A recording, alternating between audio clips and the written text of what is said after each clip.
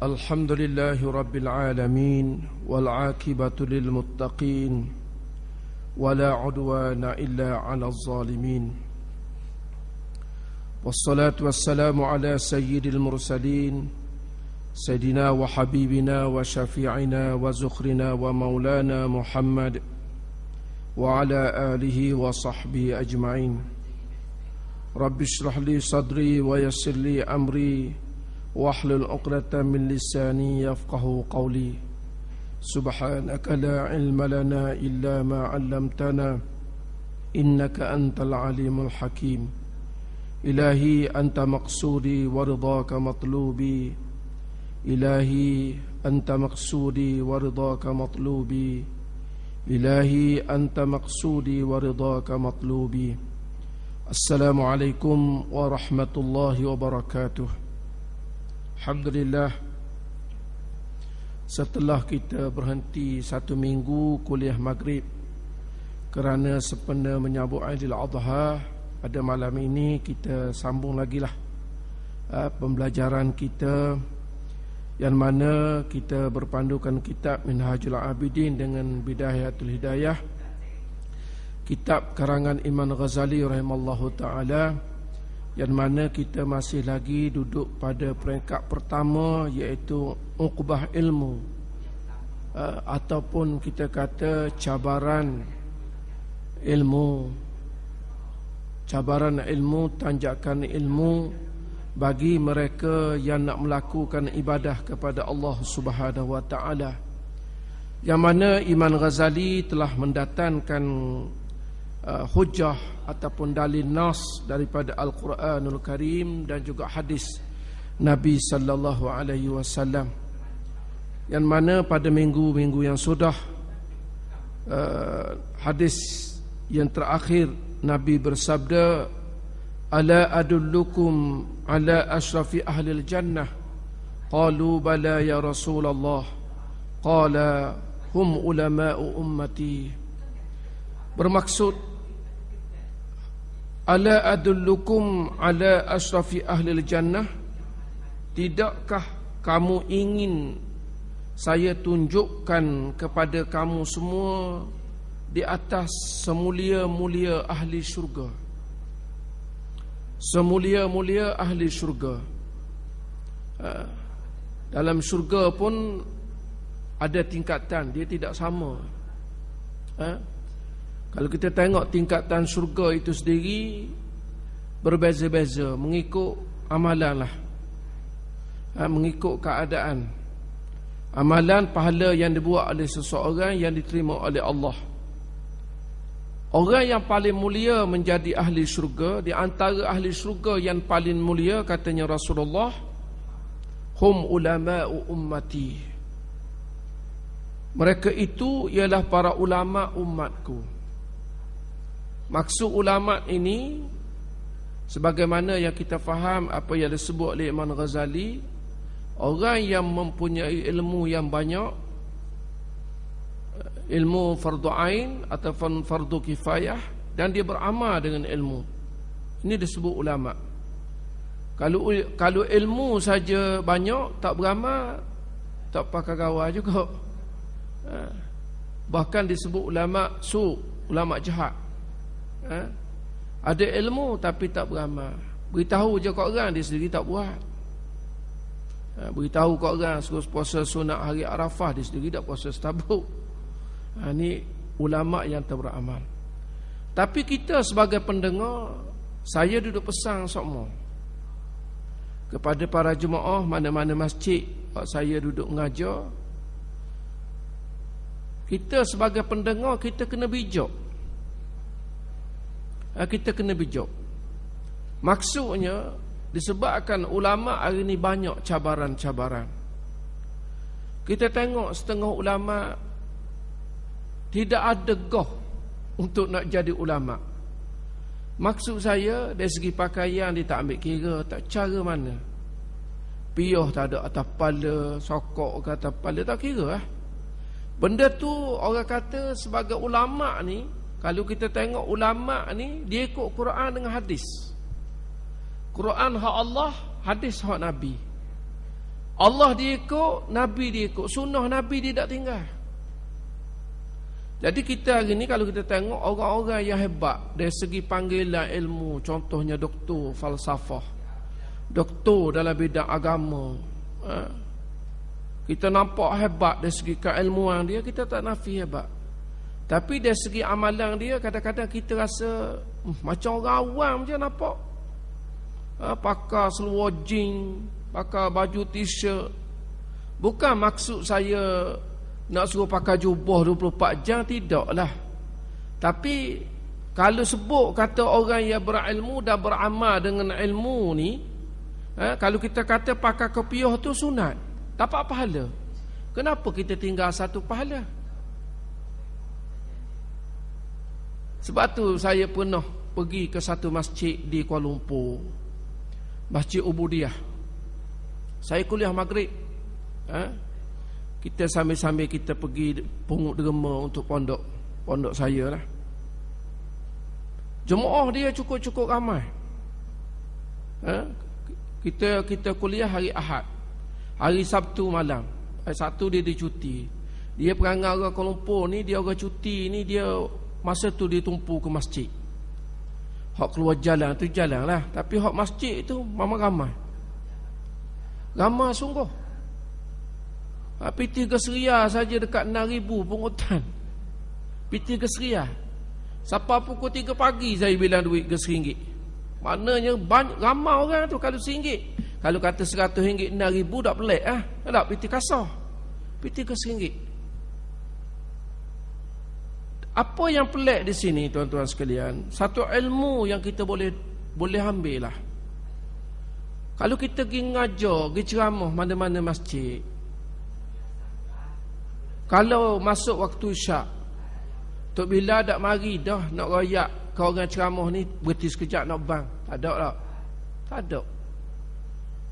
Dia tinggal terus sembahyang isyak. Dia tinggal terus bang isyak dengan apa? Dengan sembahyang sunat sebelum isyak qabli. Dia tinggal terus.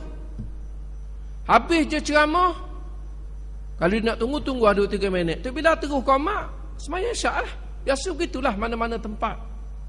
Tapi masjid itu, apabila masuk waktu isyak, tu bila dia mari dekat saya, dia kata, Ustaz, nak kuliah lagi ke? Saya kata, apa nak berhenti? Nak suruh berhenti lah. Dia kata, dok, gini Ustaz, dia kata, kalau Ustaz nak kuliah, kita berhenti sekejap, saya nak melaungkan azan. Jadi kita kejut lah. Mari tepat orang, kita kena ikut orang dalam akal kepala kita. Tak? Kita pergi tepat orang. Lain padang, lain belalang. Tak?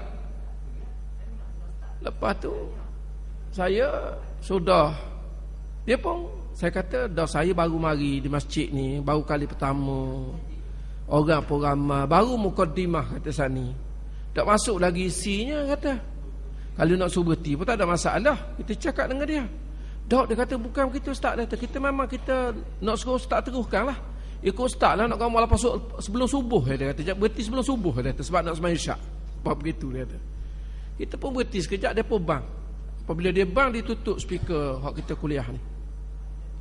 Habis je melaungkan azan, dia pun buka balik, kita pun terus kuliah.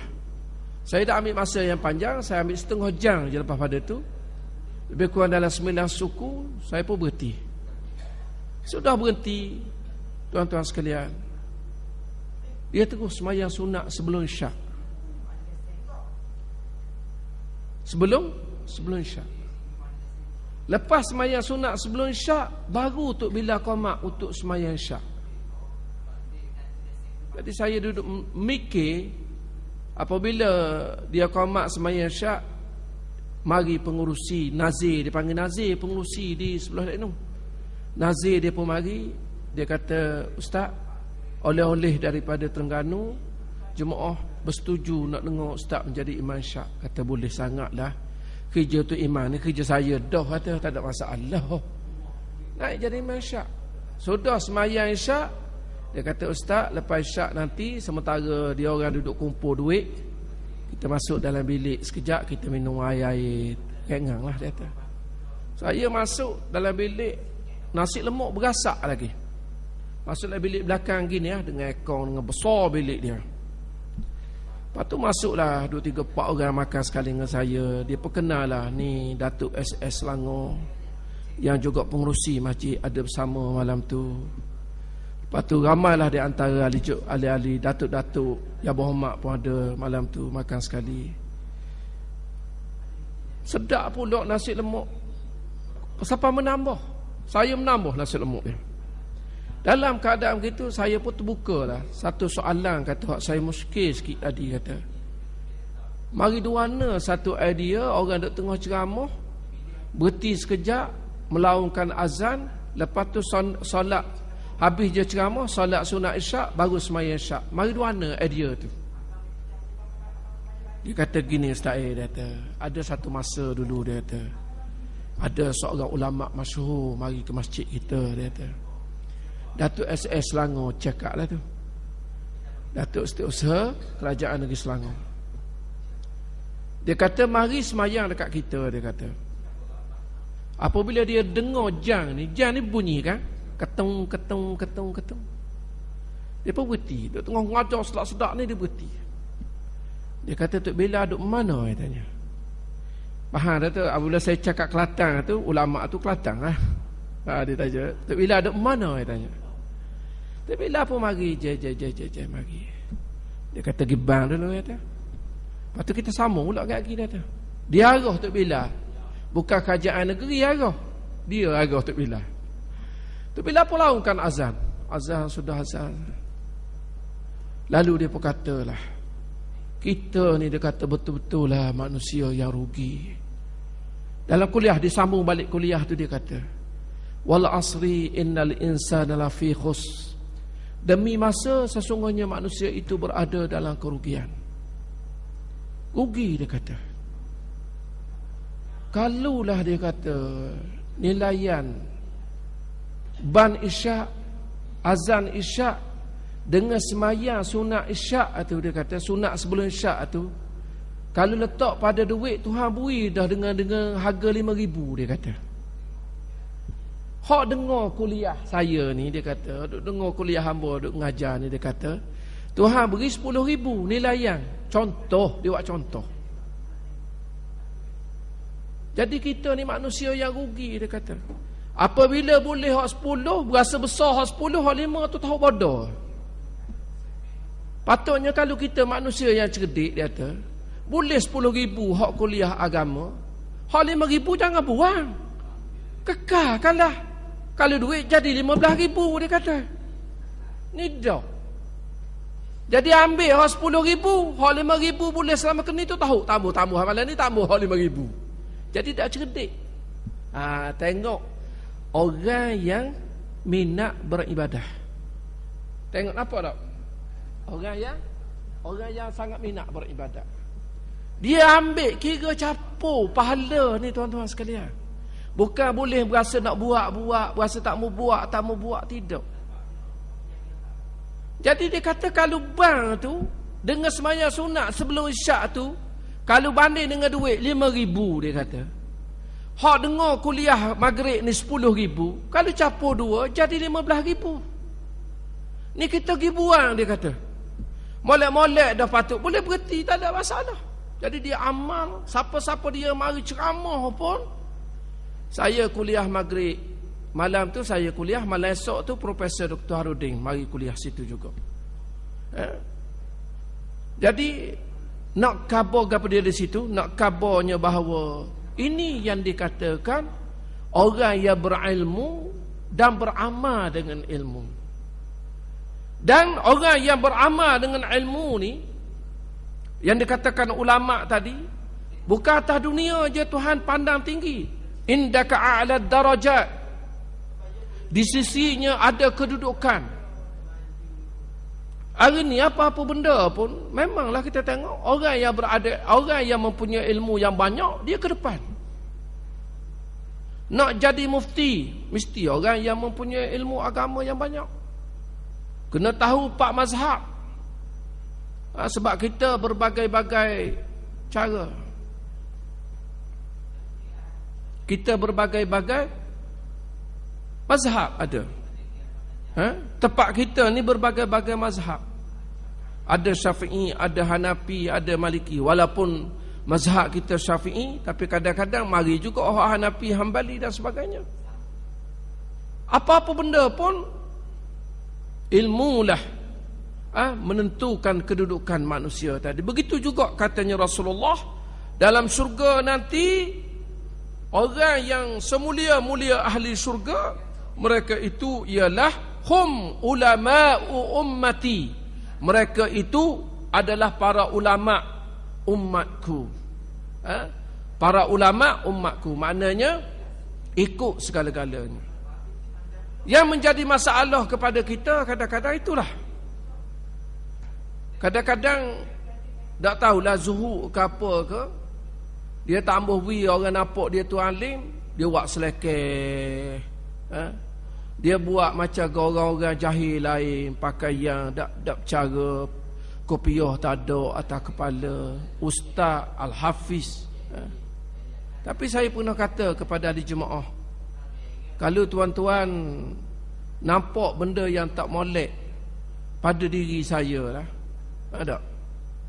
Maknanya Ustaz Azhar tak semayang setabuk sunat sebelum isyak ni. Dah ambil hak tak molek saya tu, ambil hak molek. Buat, dah kita tahu semayang sunat sebelum isyak tu ada pahala, kita buat lah. Dia tak mau buat, ikut dia lah tu. Kita jangan pula, oh Allah tu imam tak buat, kita nak buat. Jangan gitu. Jangan gitu. Tu imam tak puasa, kita nak puasa. Tak boleh. Jangan ikut tu imam. Sebab kadang-kadang di sebalik tu kita tak tahu. Tak? Kita tak tahu sebab apa dia tak puasa. Cuma kita nampak pandangan zahir kita, kerana dia tak puasa, kita pun ikut tak puasa.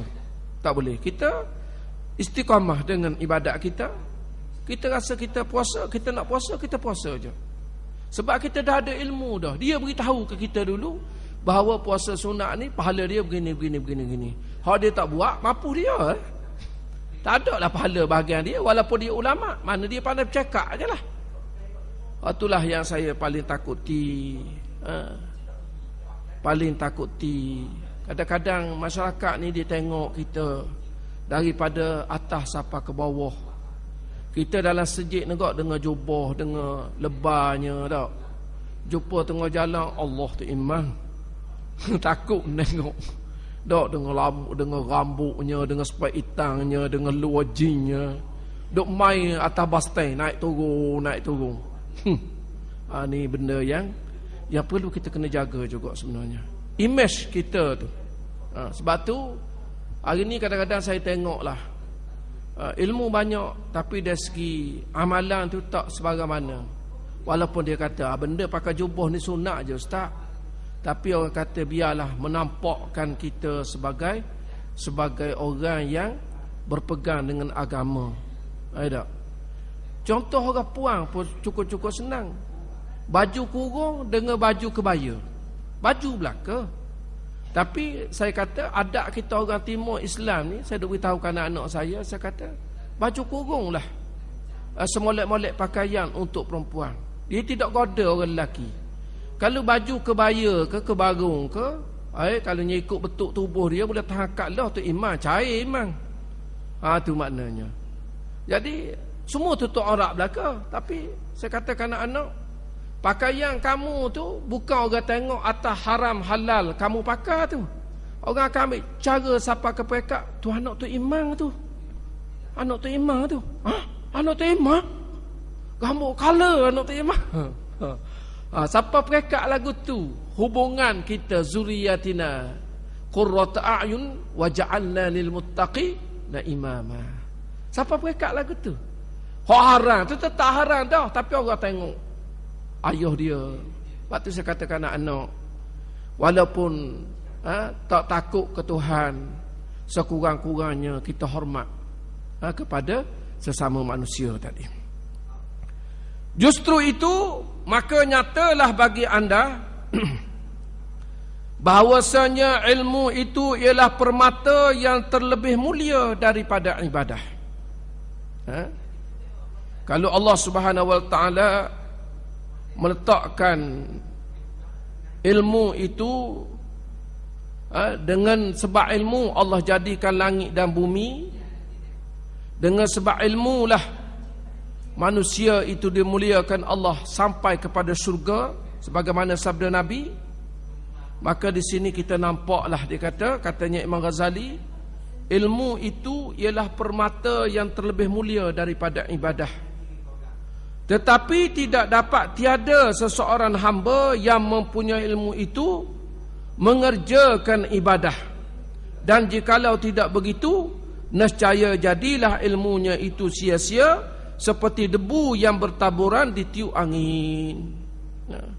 Apabila ada ilmu, sekecil-kecil ibadah sampailah sebesar-besar ibadah, manusia dah ada pedoman, ada cara nak buat, dah tahu hak mana sempurna, hak mana tak sempurna, kerana ilmu. Tapi kalau tidak ada ilmu, ataupun ilmu itu kita tak buat sebagai jalan ataupun pedoman, panduan kepada ibadah kita, maka sia-sialah ilmu yang ada. Tak secara lah hari ni semayang, mayang je lah. Tak boleh. Kata Imam Ghazali, orang duk tanya dia sebab lagu mana nak kosong semayang. Dia kata, sembahyanglah, anggaplah semayang kamu itu yang terakhir bagi kamu. Kalau semayang syak sekali lagi, nak suruh kita tumpu kepada semayang sebenarnya, anggaplah semayang isyak sikit lagi ialah semayang isyak yang terakhir. Barulah kita rasa esok dah semayang dah. Kita rasa. Jadi persembahan terakhir itu ialah persembahan yang terbaik kita kepada Allah Subhanahu wa taala. Kalau esok hidup lagi, bersekempatan lagi semayang isyak, esok pula yang terakhir, yang terbaik di sisi Allah Subhanahu wa taala. Sampailah bila-bila, sampailah yang betul-betul terakhir di sisi Allah. Maknanya semayang isyak pada hari itu, esok kan kita mati dah, tak ada dah nak semayang isyak, bahkan orang pula tolong semayang ke kita. Jadi sebab itulah panduan-panduan tadi amat penting setelah kita, apabila kita nak melakukan ibadah. Ketahuilah, maka sesungguhnya ilmu itu diibaratkan sebagai pokok, dan ibadah pula diibaratkan sebagai buahnya. Maka kemuliaan itu adalah bagi pokok, kerana ianya merupakan asal. Tetapi yang memberi manfaat ialah apa yang terhasil daripada buahnya. Kalau begitu, maka tidak dapat tiada bagi seseorang hamba itu mempunyai habuan dan bahagian daripada kedua perkara ini, iaitu ilmu dan ibadat. Ilmu, katanya Imam Ghazali, pokok. Ilmu itu diibarat seperti pokok, dan ibadah itu buah. Ilmu pokok, ibadat itu adalah buah daripada pokok. Maknanya kalau ada buah mesti ada pokok. Kalau ada pokok mesti kalau tubik buah, kalau ada pokok mesti berbuah. Begitulah. Nak buat ibadah mesti ada ilmu. Apabila ada ilmu, baru kita beribadah. Apabila beribadah, jualan daripada buah tadi dipanggil hasil. Apabila kita beribadah dengan ilmu, ibadah yang betul-betul mengikut apa yang disarang oleh Al-Quran dan hadis Nabi sallallahu alaihi wasallam,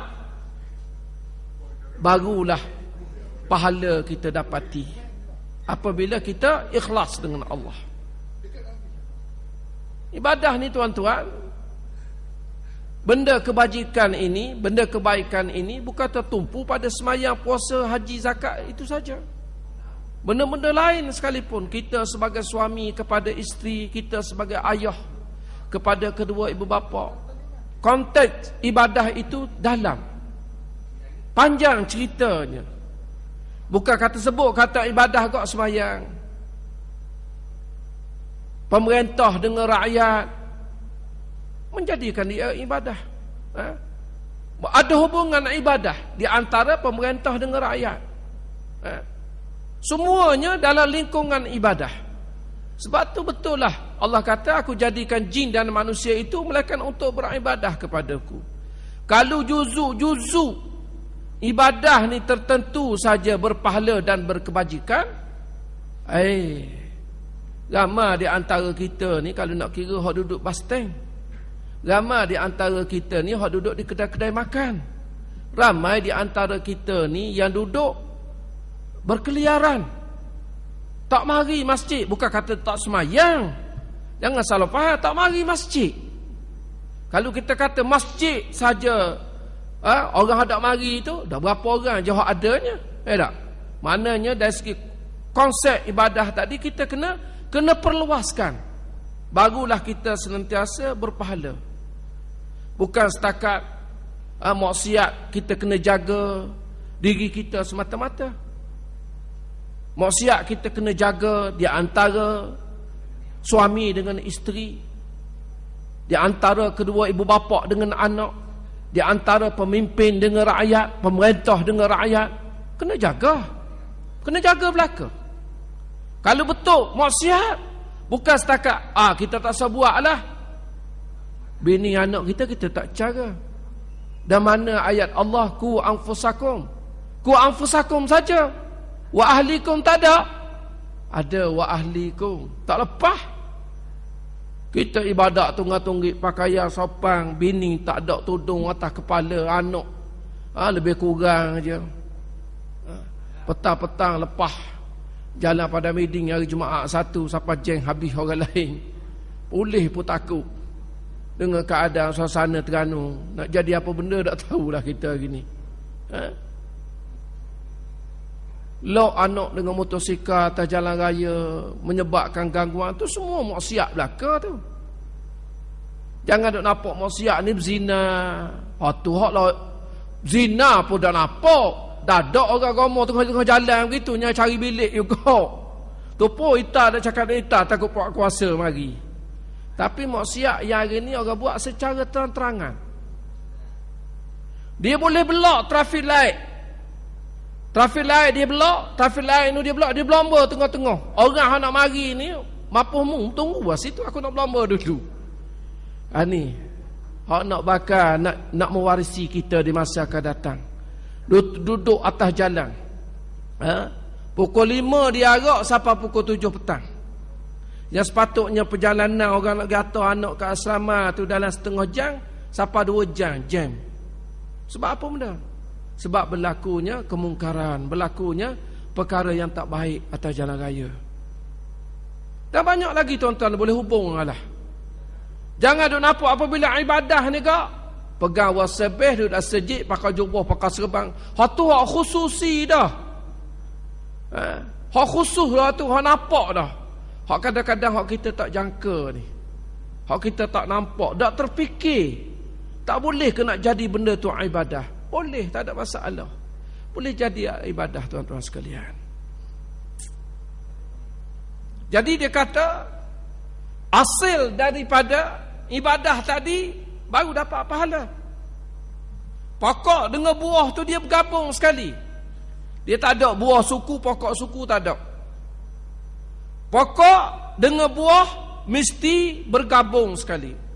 Kalau pokok subur, insya-Allah dia akan mengeluarkan buah yang terbaik. Itu kajian Mardi. Ada Mardi dia kaji macam-macam. Nak suruh jadi buah tu berkualiti, boleh ekspor ke luar negara, boleh import ke luar negara. Ada buat kajian. Begitu juga ilmu. Semakin banyak kita berilmu, semakin baik kita beramal. Semakin hebat kita beramal. Orang bang tak ada ilmu dengan orang bang ada ilmu, beza. Banyak faktor beza tuan-tuan sekalian. Tuan-tuan dengar. Bang. Bang kau.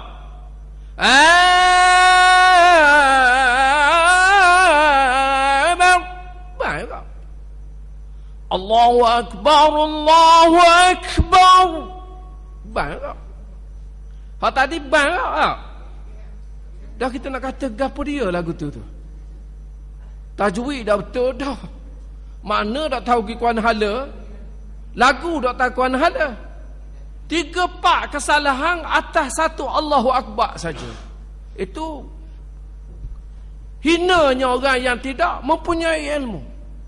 Tapi hak bang, hak yang pertama, yang kedua tadi, Allahu Akbar, Allahu Akbar.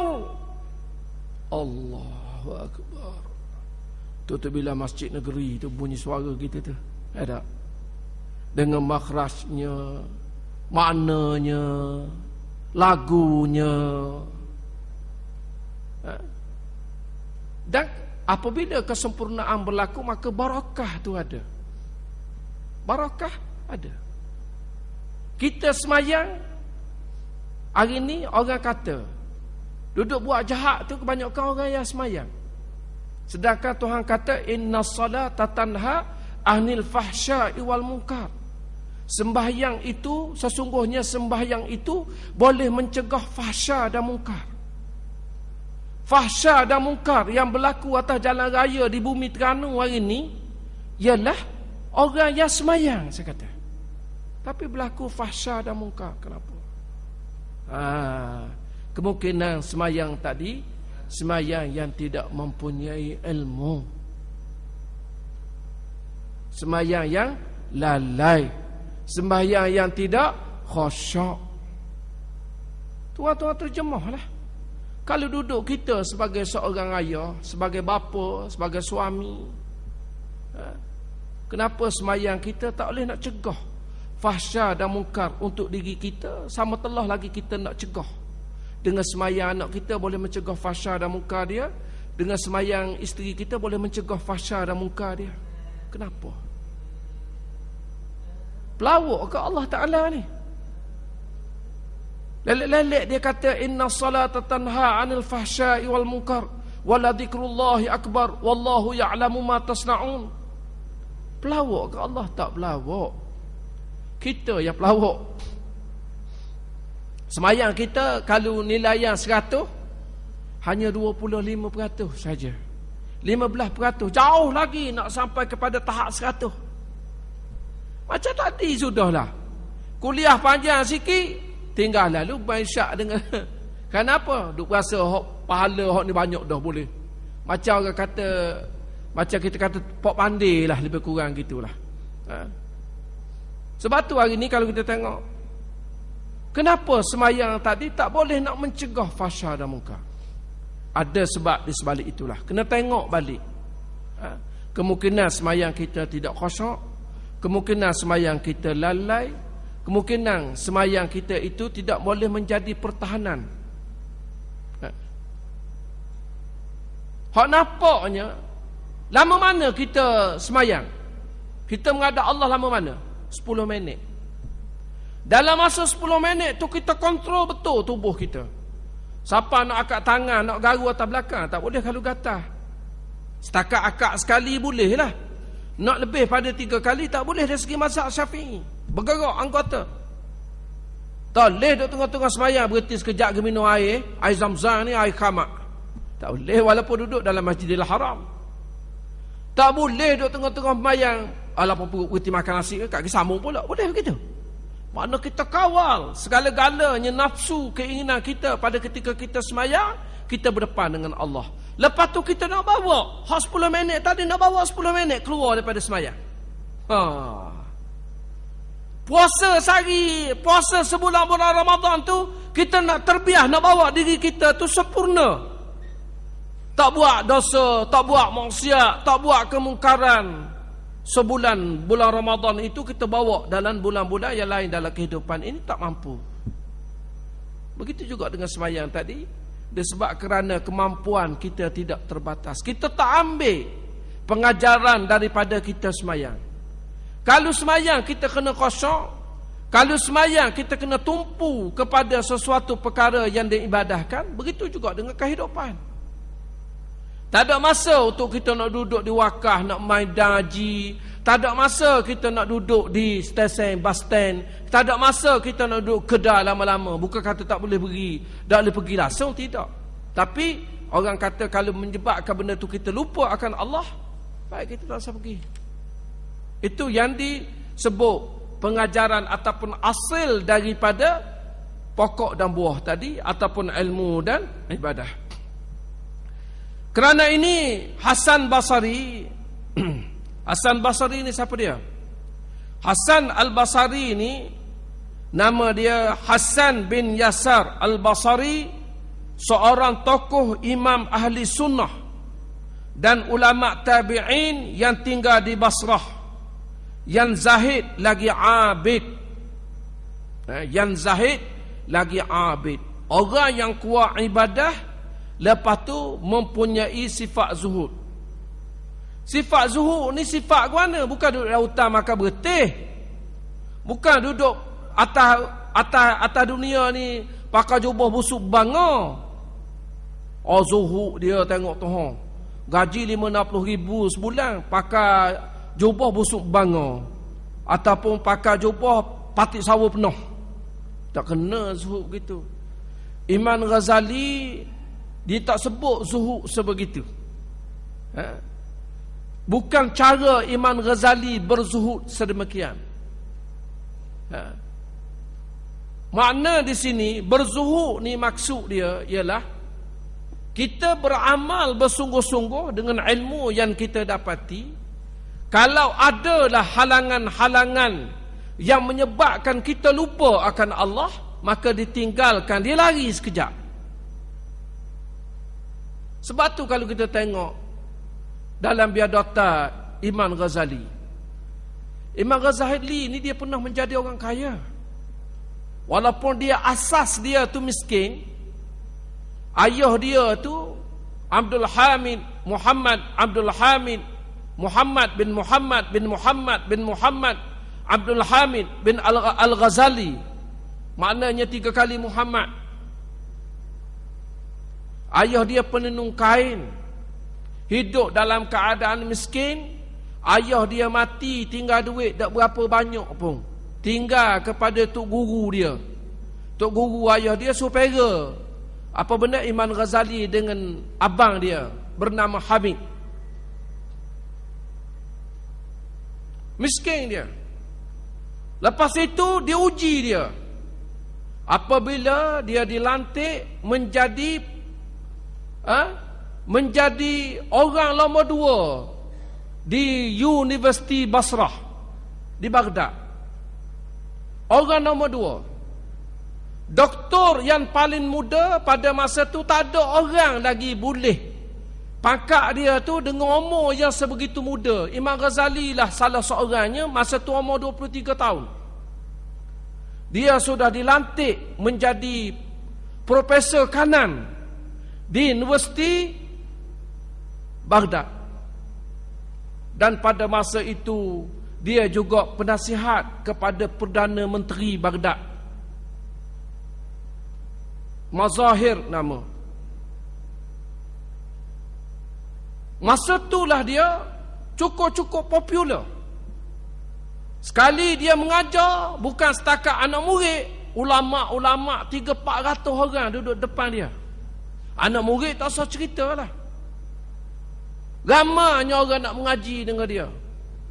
Perdana Menteri tanya dia, mu nak gaji berapa? Nak gaji berapa? Nak gapo dia? Pada masa itu cukup-cukup istimewa layanan dia. Orang layang dia, orang hormat ke dia. Tiba-tiba dia mikir balik, kalau aku duduk dalam tahap ni, kemungkinan aku menjadi ahli neraka Allah, dia kata. Sebab apa? Semakin orang sanjung, semakin subur kesombongan, keangkuhan, keegoan yang ada dalam diri dia. Orang sanjung dah. Oh, tu siapa dia, tu siapa dia. Jalan pun tak duduk atas jalan dah, jalan melanggar pasal lain dah. Sedangkan tarbiyah Tuhan, wala tamshi fil ardi marha innallaha la yuhibbu kulla mukhtalin faqur. Aku tak mau tengok mu jalan megah atas muka bumi ni. Katanya Tuhan, kalau mu nak megah betul-betul, biar tergelang kakimu dalam bumi. Siapa begitu? Biar tergelang. Dan mu lenggak sangat tu, biar terakak bukit dengan gunung, katanya Allah. Allah cabar kita hak jalan sombong. Dia kata, kalau aku duduk pada Profesor Kanang ni, dia kata, sudah tentu akan menzahirkan riak yang melampau. Riak dah lah. Orang panggil profesor, orang ni panggil profesor, tu kok melengok, melangi. Dia kata tak jadi dah tasawuf aku, dia kata hancur. 2 tahun saja dia pegang jawatan, dia letak jawatan. Pada masa tu ramai di antara orang-orang yang memfitnahkan dia, termasuk anak-anak murid dia. Dia kata tasawuf Ghazali tak sama dengan Taimiyah. Dia cabar. Ghazali ni dia kata banyak berdoa, Taimiyah dia tajak perang. Tak sama. Dia pelakih tasawuf Ghazali. Dia tak mau terima Imam Ghazali ke mana-mana. Bahkan ada yang menyatakan Imam Ghazali gila. Dia kata Imam Ghazali gila. Imam Ghazali kata tak apalah, biar orang kata lah. Dalam keadaan dia nak balik daripada jawatan dia, ni saya balik semula biografi dia. Kita tak baca biografi dia ni, kita pergi ke isi selalu. Kalau baca biografi dia ni, sedap lagi ceritanya. Tapi tak apalah, saya masuk sikit-sikit lah dalam pengajaran ni. Sebab saya khotan dah, saya ingat lagi lah benda-benda yang saya baca. Berhenti semayang asar di satu masjid, tuan-tuan. Apabila dia berhenti semayang asar di satu masjid, lalu tu imam Tok Bila apa khabar ke makmum-makmum dia, Al-Ghazali ada tu, dia tu siapa tu, kita tunggu dia, biar dia imam semayang. Hop perkataan gila Imam Ghazali letak jawatan, tamu ngajar dah, lari duduk atas menara masjid di negara Syam tu. Dia tahu lah ke dah. Dia dengar dia berita buruk ni derah sangat. Siapa? Dia tunggu naik semayang. Imam Ghazali tak ambil puan semayang, duk cacar dekat kolah. Katanya tu imam, orang duk tunggu tuang ni nak semayang asar. Dia kata semayang, dia kata. Tunggu apa benda aku, dia kata. Aku nak semayang ke mana, tak boleh ambil air semayang. Orang cengar belaka, penuh kolah, boleh tak ada air, tak nampak ke mana. Mari lalu hak fitnah, hak jahat, syaitan masuk dalam tubuh orang tu. Kata betul, kata gila pun ni. Dah tu tuan, air semayang dalam kolah penuh. Tak boleh ambil air semayang, dia kata kotor. Dia juga koh. Tok Bila menayang turun daripada atas sejid marah. Kita baru gahar kemarin, dia kata kolah, dia kata 3 orang duduk menarak dalam kolah. Habis sabung gahar, dia kata tak ada sikit pun tai cicak dalam. Boleh dia kata kotor, sabah dah kata dia gila pun. Orang pun semayang. Tapi tu imam hak alim tadi, pergi jumpa dia. Apa sebenarnya yang kamu nak bercakap di sebalik yang tersirat? Apa benda hak mu nak royak aku? Mu sedar tak, dia kata. Kita ambil air semayang ni, dia kata, setiap air semayang yang kita ambil, basuh-basuhan yang kita pakai, muka, siku, tangan, telinga, semua dosa-dosa berguguran dalam kolah. Duduk dalam kolah tu, air hak mu nampak jernih tu keruh pekak dengan dosa-dosa semua orang, dia kata. Aku tak teramuk nak ambil air tu, ambil air semayang. Dah mana tuan-tuan sekalian? Orang nampak benda yang tersirat di sebalik tu. Dia masuk dalam Masjid Syam, dia duduk atas menara tu. Profesor Kanan duduk atas menara nak siap, sehingga siap kitab Minhajul Abidin atas menara negara Syam. Mana masjid? Orang kata gila dah Ghazali. Dah mengajar ke orang tu bukan ibadah. Orang nak menuntut ilmu dia tu bukan nak ibadah. Dia lari sekejap. Kerana dia nampak di situ tak boleh nak imba. Orang nak belajar dia tu ramai. Tapi dengan sebab ramai orang tadi pertama riak dalam tubuh dia tu. Sombong dalam tubuh dia tu. Setan duduk bersarang dalam tubuh dia. Dia tak boleh. Walaupun benda tu baik, dia lari juga. Walaupun gaji mahal, dia lari juga. Walaupun orang nak menumpang berteduh dengan ilmu dia, dia lari juga. Sebab apa? Dia nak jaga diri dia dengan Allah Subhanahu Wa Taala. Itu yang dikatakan zuhud. Nampak tak? Tu baru sikit baru tu. Isyak dah ni. Tak boleh lambat lewat sangat. Itu yang dikatakan zuhud. Bukan pakai jubah busuk, buah sebeh hak putuh. Wasabah putus pun apa benda kayu dia? Hak mahal. Kayu kokar. Kayu kokar royak pula sutih ni 6,000 ni boleh buat mata cicing. Wasabah. Belah-belah zuhur. Tak kena belaka tu. Jauh lagi lah tuan-tuan sekalian. InsyaAllah dengan kita belajar ni kita akan nampak lah apa yang nak di kepada Imam Ghazali. Jadi tuan-tuan mungkin terkejut apabila saya kata tasawuf Ghazali berbeza dengan tasawuf tasawuf Taimiyah.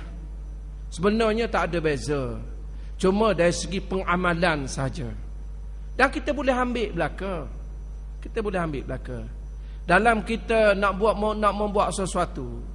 Katanya Imam Taimiyah, apabila kemungkaran itu berlaku, dia kena tegur. Dia kena tunjukkan kekuasaan yang ada dengan tangan ke, dengan mulut ke, membuatnya haram. Tapi kalau menyebabkan benda tu menjadi musuh kepada kita, kalau dia ada senjata, kita tak boleh lawan dia. Katanya Imam Ghazali berdoa kepada Allah, ya Allah, Engkau berikanlah kebenaran kepada musuhku ini. Itu kedua-duanya boleh pakai. Jangan kita kata Imam Ghazali tak gerak, dia main berdoa aja. Tak boleh. Taimiyah gagah dengan mata pedang, dengan perang. Dia ada teknik-teknik tertentu. Dan ilmu-ilmu ini penting untuk kita ambil seberapa banyak supaya kita dapat mengamalkan dengan yang terbaik di dalam amalan kita setiap hari. Cukup sekadar itu dulu untuk malam ni. InsyaAllah kita akan sambung lagi di masa akan datang. Bismillahirrahmanirrahim. Allahumma aftah lana futuhal arifin warzuqna fahman nabiyyin bijai khatamil mursalin. Allahumma inna na'udzubika min ilmin la yanfa' wa min qalbin la yakhsha' wa min nafsin la tashba' wa min du'a'in la istama'u wa la istajabu lah. Wa sallallahu wasallam ala Muhammad wa ala alihi wa sahbihi wasallam. Walhamdulillahi rabbil alamin. Assalamualaikum warahmatullahi wabarakatuh.